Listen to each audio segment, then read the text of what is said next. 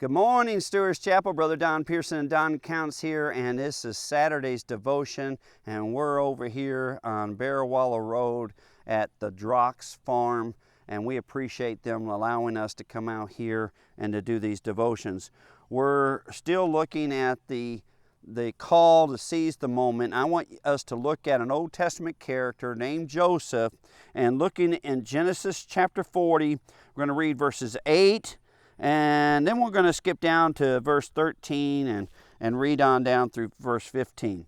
So verse 8 of chapter 40 of Genesis. And they said to him, this is the butler and the baker, and you may have to study chapter 40 to know who the butler and baker are. And they said to him, we each have had a dream, and there is no interpreter of it. So Joseph said to them, do not interpretations belong to God? Tell them to me, please. Well, as though they tell them his story, their dreams. And verse 13. So Joseph says, now within 3 days Pharaoh will lift up your head and restore you to your place, and you will put Pharaoh's cup in his hand, talking to the cupbearer, according to the former ways or manner when you were his butler. Verse 14, but remember me when it is well with you, and please show kindness to me. Make mention of me to Pharaoh, and get me out of this house. For indeed I was stolen away from the land of the Hebrews, and also I have done nothing here that they should put me in the dungeon. Well, there's more. So Joseph is an interesting character. You know, all of Joseph's troubles begin with two dreams, if you remember. He had two dreams, and he goes and tells his father, and he tells his brothers, and obviously they don't even need to be interpreted. I mean, the way the dreams are so clear, and both his father and his brothers rebuke him for his dream. But as you know, God fulfills those dreams. They were prophetic words or dreams, not only to Joseph, but to his brothers and to his father, because God does fulfill them. And later on, when Joseph encounters his brothers, he's going to tell them, he says, you know, this is God's working. What you meant was evil, but let me tell you something. God has been in all of this. Well,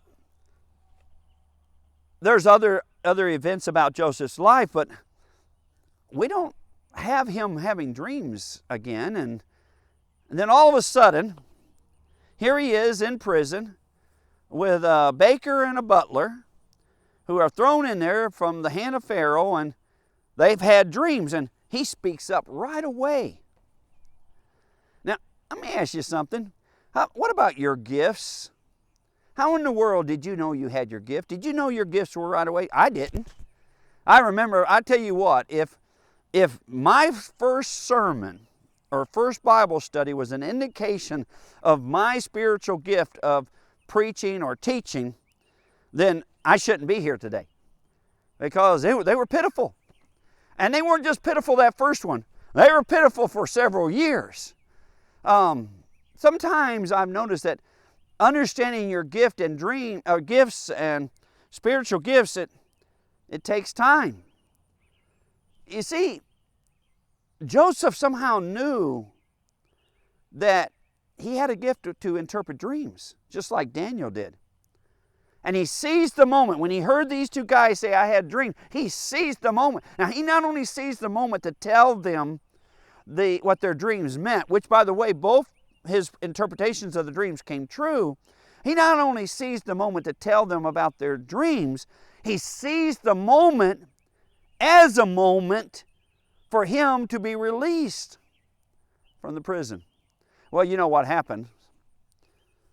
One is killed and one is restored. The butler goes back and the baker is killed, and the butler forgets about Joseph. Until what? Until the Pharaoh has a dream. And then when Pharaoh has a dream, the butler remembers, hey, you know what? There's a guy down in the prison down there. He has the gift of interpreting dreams. The butler seized the moment for Joseph with Pharaoh. Well, you know the end result. God's people are going to be delivered from an incredible famine.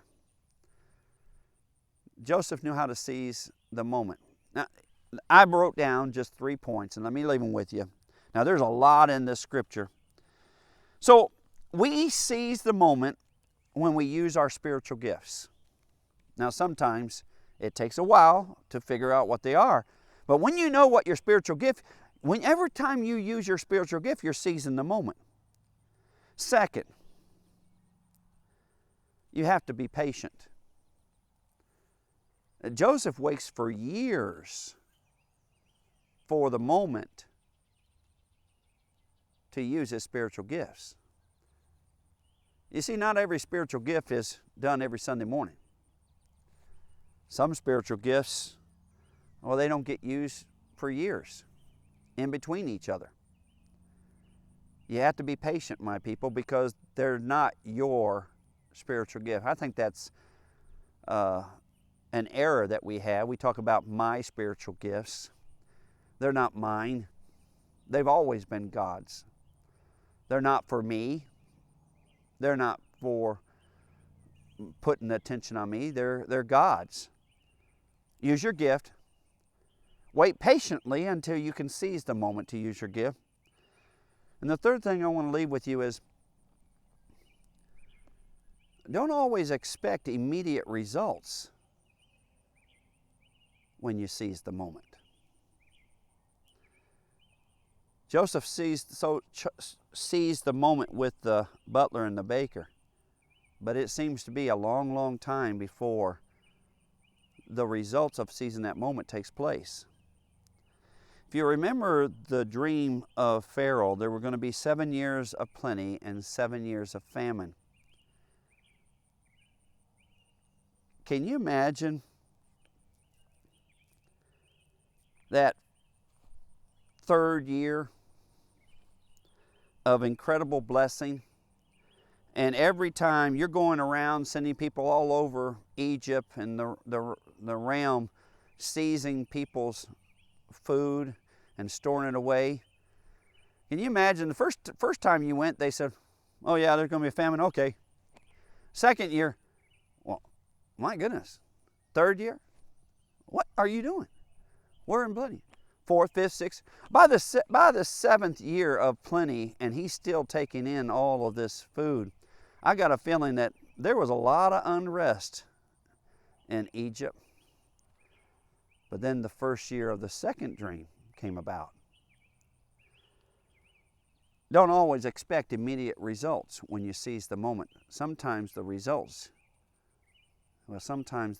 don't come until heaven. Love you, Steers Chapel.